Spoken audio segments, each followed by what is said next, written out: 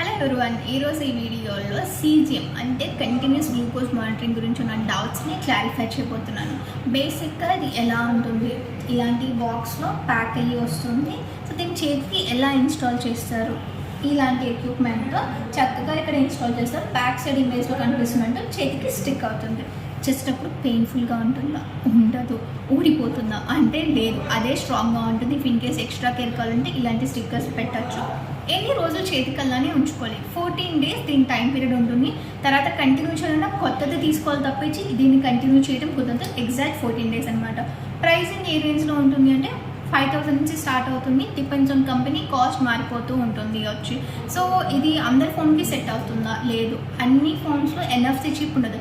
NFC అనే option ఉన్న ఫోన్స్లో అయితే కంపాటబుల్గా ఉంటుంది. లేదు అనుకున్న పని అయితే ఇలాంటి సీజిఎం రీడర్స్ని యూజ్ చేసి మీరు సీజిఎంని యూజ్ చేసుకోవచ్చు అనమాట.